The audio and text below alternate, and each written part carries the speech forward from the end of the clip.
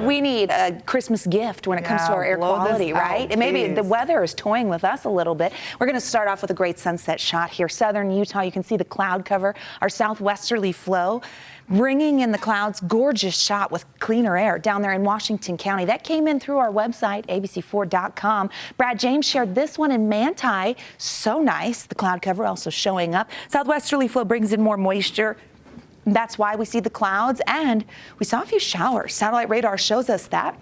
Some mixed precipitation on the western end of the valley, over in West Valley towards Tooele, and then in the southeastern corner of the state over Lake Powell in the last few hours, some rain showers and some mixed precip towards Blanding. This is what it looked like in West Valley as one of those showers came through. So yes, did make it to the ground.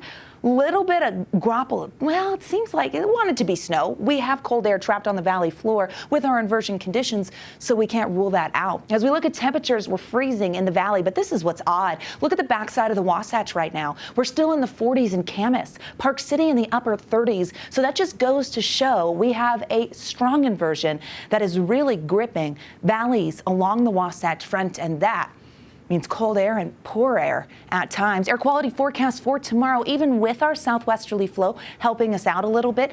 Unhealthy for sensitive groups. For Salt Lake and Davis County with moderate air along the rest of the Wasatch Front over in eastern Utah towards the basin. Grand County and Moab also dealing with an inversion. Box Elder and Tooele County could see that tomorrow as well with elevated particulate matter. Only made it to freezing today. It was cold. Not a surprise in Salt Lake. We were warming in Cache Valley to the mid-30s. So we know if we didn't have the inversion, we would see above average temperatures for December.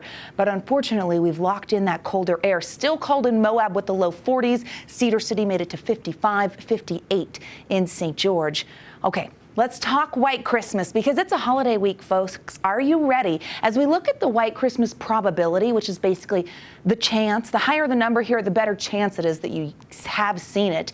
As we look at the Wasatch Front, it falls into that 40% category, but the mountains do a little better. We would love a storm, and we'd love a Christmas storm because we don't have snow on the ground. That typically doesn't happen. But as we look at the long-range futurecast, we do see the potential. Okay, so the high pressure that's been in control sliding to the east, a few showers coming through with that weak disturbance embedded in our southwest flow. As we head into our Wednesday, cloud cover remains by tomorrow morning. Again, we could see the potential of some freezing fog, and we get another little system that wants to come on through. Keeping our eye on the Pacific Northwest and the west, because that upper level low that tracks into the desert southwest is the reason southern Utah, Washington County has the chance of seeing some wet weather as we make it through the week. You see it showing up.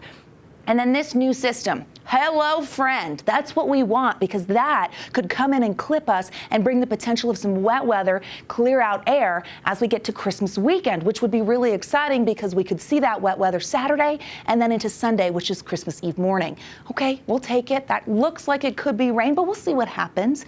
We don't know yet. Haze is not going to go away in a day, folks. We could take the edge off of it tomorrow with that disturbance, but we will see air quality remaining in the moderate to unhealthy group. I'm going to go 30s, but I just want to tell you when it comes to daytime highs, if you looked at your phone today, it would have told you Salt Lake was supposed to hit 50. Well, that's not the case, and why you want to pay close attention because computers can't pick up on that inversion layer, which is why we will see mid to upper 30s tomorrow. Temperatures will be directly tied to inversion conditions this week. 40s and 50s on the eastern side of the state, 58 in St. George. As we zoom in, find your city, Wasatch back warming up to the mid 40s, but Salt Lake is not going to be there.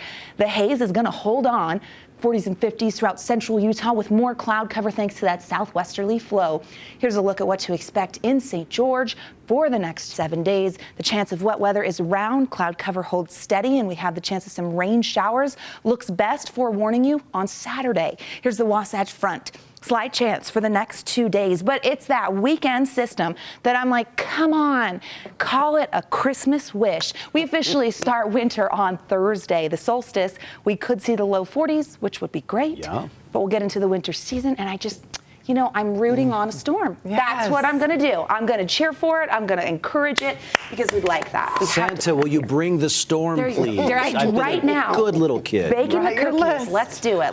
You should have Craig do your weather graphics on the Etch-a-Sketch. Oh, he could. He is a whiz. He'd get it done during sport. He just showed us this puppy. I couldn't believe it. It's like Van Gogh. You want to shake off the face and now you do a little